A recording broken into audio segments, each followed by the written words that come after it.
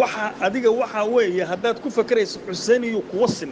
Xuseen intuu kuwaso wada xalaq mareero ka dhigaya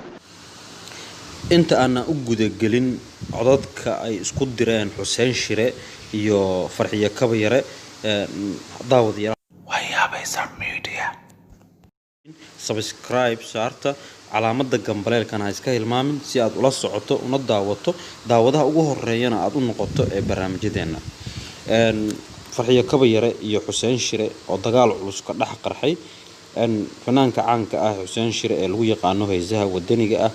ayaa Farxiyo Kabayare waxa uu WhatsApp-ka ugu diray cod kaasoo u muuqday mid hanjabaad ah oo u hanjabayo fanaanada caanka ah ee Farxiyo Kabayare dagaalka Farxiyo Kabayare iyo Xuseen Shire ayaa macnaha waxa uu ka bilowday Xuseen Shire waxa uu joogay magaalada Nairobi markii ay Muqdisho iimaaneysay Farxiyo Kabayare Xuseen Shire oo aan qadka taleefanka kula xiriirnay ayaa waxa uu noo xaqiijiyay in Farxiyo Kabayare sababta keentay in uu maaragtay codadkaas hanjabaada ah WhatsApp-keeda ugu diro ay tahay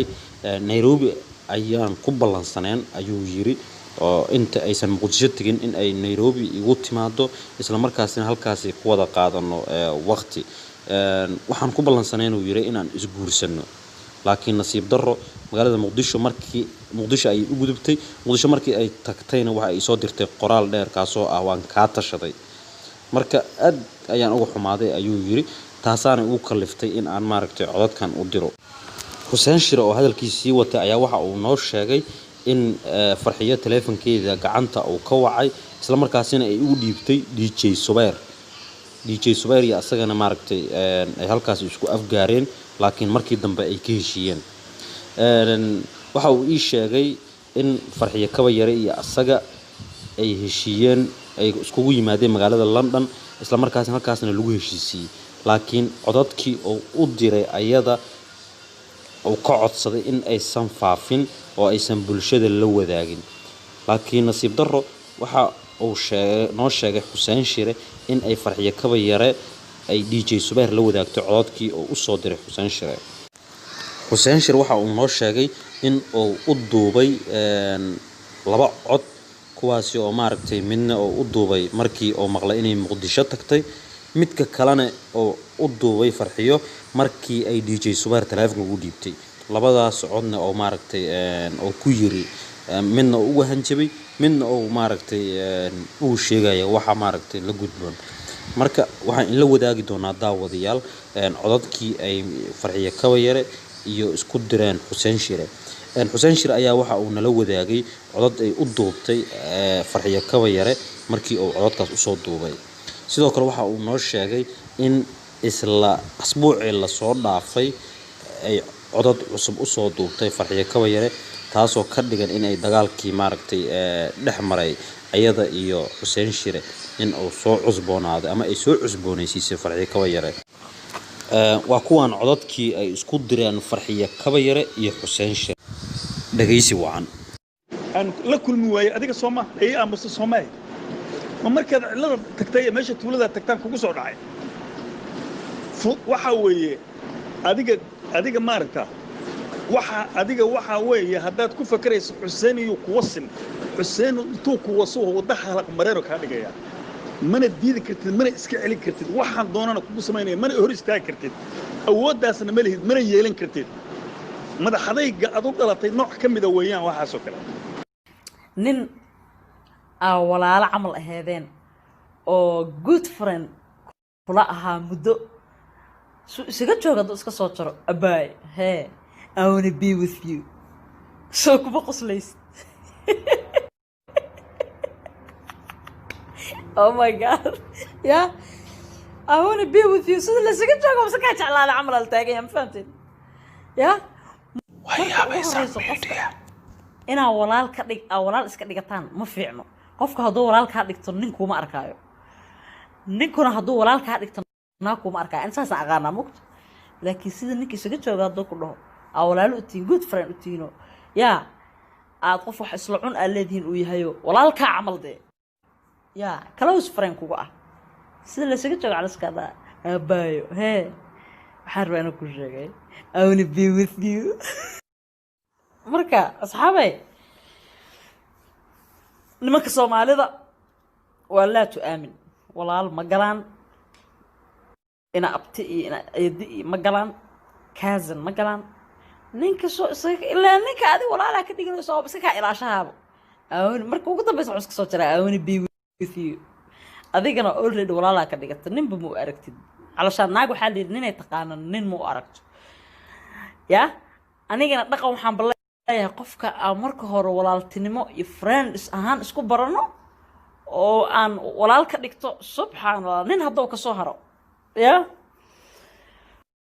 شغلي شقة أنكل الله يسكير مركا نمك سوالد كشكاية قبله I wanna be with you ألسك صوتنا waxaan kugu yiri boqol jeer anigu adiga dan iyo kaamilihi ma garanaysa kusiyoono kugu ma raadinayo habkii dumarka loo guursan jiray qaabkeedna waa ka lusan yahay dishibliinka iyo waxa ka xun anigu kuma dhahayo dhilaa tahay sharbuuta tahay ciyaal suuq baa tahay xasha kulle intaasba maahay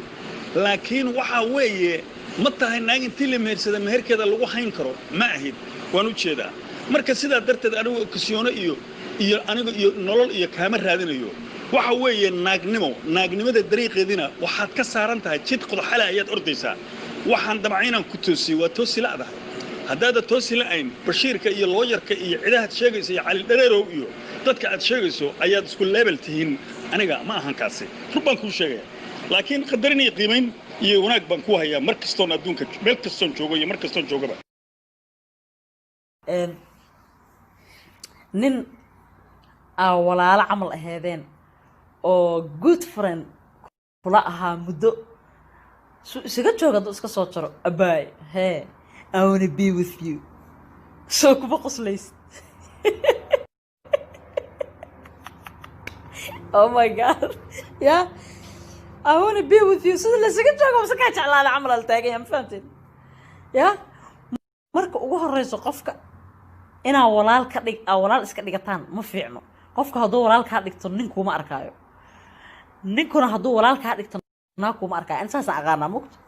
laakiin sida ninka isaga jooga haduu ku dhaho walaal u tiin good friend u tiino ya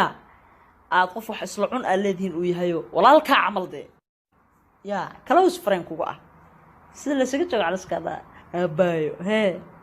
waxaan rabaa inaan ku sheegay I wanna be with you marka asxaabay nimanka Soomaalida waa la tu'aamin walaal ma galaan ina abti ina aydi ma galaan cousin ma galaan ninka soo ilaa ninka adi walaala ka dhigano soo iska ilaashahaabo aawin marka ugu dambaysa iska soo jira I wanna be with you adigana already walaala ka dhigata ninba mu aragtid calashaan naag waxa leeyahay inay taqaano nin mu aragto ya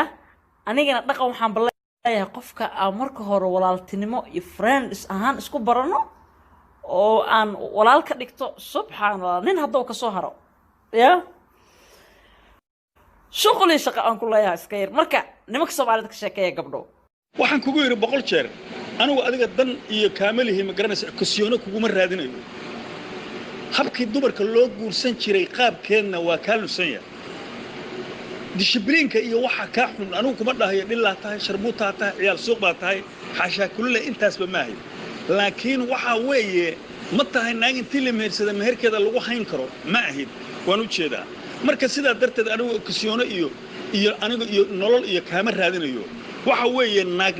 naagnimada dariiqeedina waxaad ka saaran tahay jid qodaxale ayaad ordaysaa waxaan damacaynan ku toosiyay waa toosi la'dahay